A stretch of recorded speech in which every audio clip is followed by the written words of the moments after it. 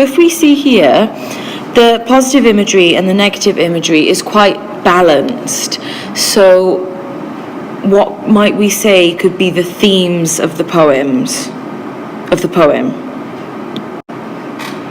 So what at this point do you think the themes might be, if we've got this quite balanced imagery of positive imagery and negative imagery, also quite religious imagery too? So we've got themes of aging, potentially, human morality. You know what morality means? I said, mortality. You know what mortality means? Mort, Latin, to die. So human mortality is, accepting that, you live and you die. And also regret. So you need to try and find ideas or quotations to support these main themes. So here's a bit more in-depth analysis, okay? Some words you might not know. Paradox. It's a bit like juxtaposition in the sense of two seemingly opposite ideas put together, okay? So have a little look through that. Also, the repeated last lines are what we call a parallel ending. So every single stanza ends the same way. And it's almost as if the poet or the speaker is accepting the mortality of humans, accepting that time will pass and eventually everything will return back to the earth, almost. That also links other ideas that link in with this to our underworld.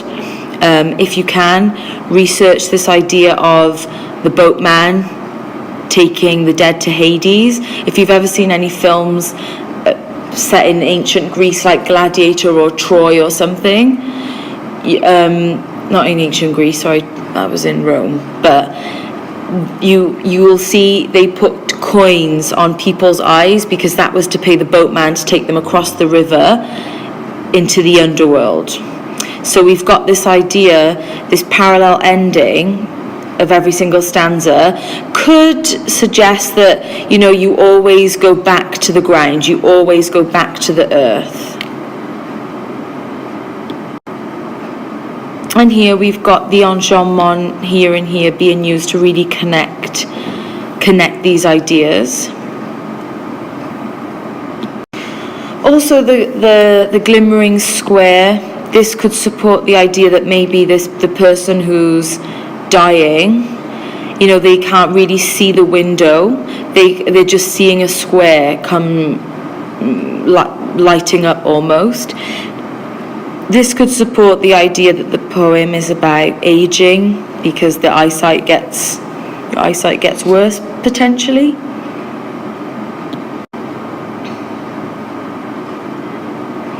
And this stanza really makes you feel like the speaker is accepting of death, but also regrets.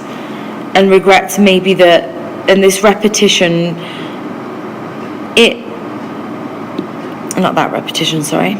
this repetition, maybe this indicates that this is his or the speaker's biggest regret, that maybe they didn't love as wildly as they could have.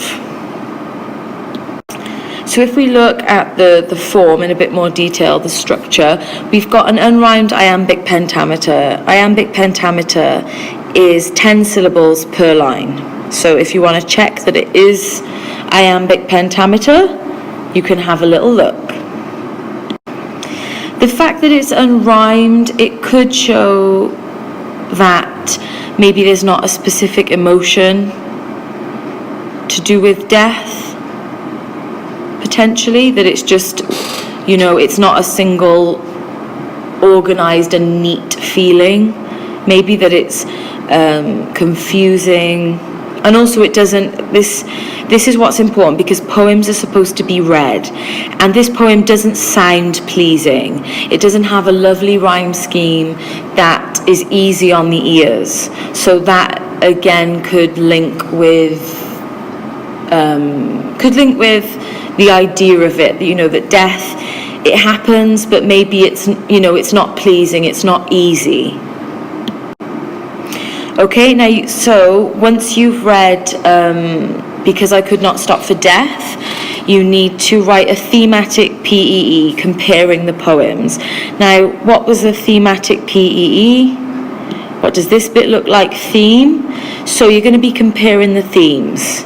So first thing you need to do is you need to think of a common theme.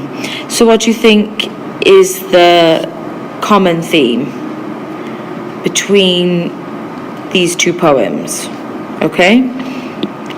So I want you to write one PEE comparing a common theme that Idle Tears has with Because I Could Not Stop for Death. Okay? And then if you want, have a go at writing a couplet, so 2 lines of a poem that have got the same number of syllables or the same rhyme scheme, using parallels and opposites, okay? And that's something that we see frequently in poetry about death and love, that these opposite sort of feelings. And you could argue that, poets write because they're trying to understand their own feelings that feel so opposite.